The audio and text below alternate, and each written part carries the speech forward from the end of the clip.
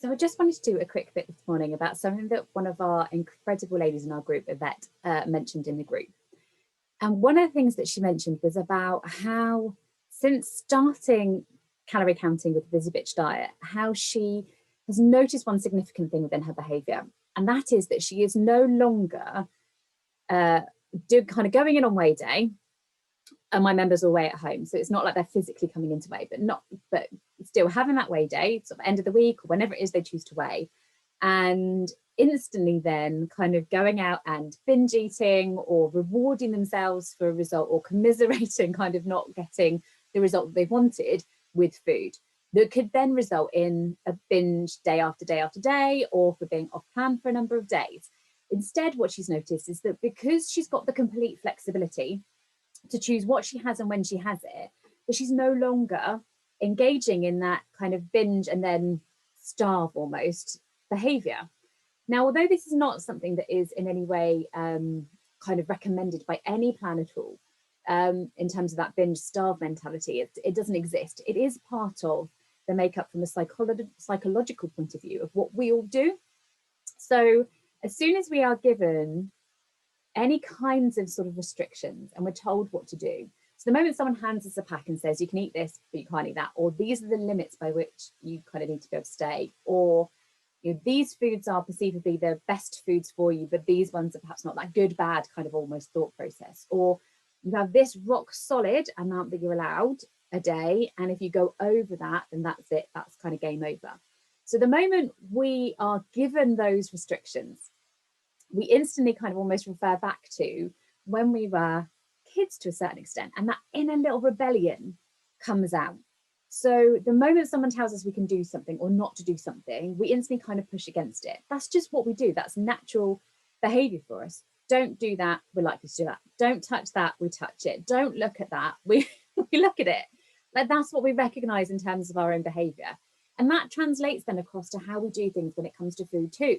It's not like food is no different to the rest of our behavior in that respect. So if we're told to eat this but not that, or to have these but not to have too much of that, or you can have this but you have to substitute it out so it's not quite the thing you expected it to be, then you're not in control of the decisions you're making. Someone else has the control. Someone else gave you the information and the pack to follow. Someone has given you that plan for you to follow it. So when we ran the pilot for the Busy Bitch diet, one of the things we were most interested in is whether that behavior would continue if we gave people all the information and allowed them to decide what was best for themselves. And it's a pretty high risk strategy because it's not what you get elsewhere. So in our world, we give people what they would need in terms of a lose allowance, so what their calories would be if they wanted to be able to lose weight, what they are if they want to be able to maintain their weight. And over Easter, I've also given people the access to the information as to what it would be if they were to gain weight, so what they would consistently need to be doing day after day to be able to gain weight. So they're in full they have the full picture of the information that they have available to them. And then it's entirely up to them how they use their calories. I'm not enforcing any rules around that. I'm not telling them what they should or shouldn't do. It's down to them to determine what works best for them. Now, some of the food may be more nutritious than others, but the control is theirs. And therefore, they make the decisions that work best for them and their family. And often that does result in people choosing healthy alternatives because that's what they are aiming to have, or that's what they enjoy having, but they're in control. And therefore, if on a day they want to have pie and chips, they have that. If they want to be able to have a pizza, they have that. If they want to have a salad, they have that. There's no one telling them what they should have. And the biggest thing I notice is that actually the binge behavior that I have weighed and now I'm off to go and treat myself doesn't seem to exist. And certainly the messages that I have, not only from Yvette, but from a whole host of other people underneath that stream in the membership, is a list of people saying that was my behavior and I'm not doing it anymore. Because I know if I want treats, I can add them in. If I want a certain food, I can add them in. I'm no longer perceived as being off plan or a failure by having had those things. And I've got the flexibility and the ownership and the control to make those decisions that work best for me. And there is no one telling me otherwise. And therefore, I can use them or not. I can change them should I want to and it not be a problem. I'm not I'm no longer battling with good versus bad, success versus failure. I just look at the whole and decide what's best for me.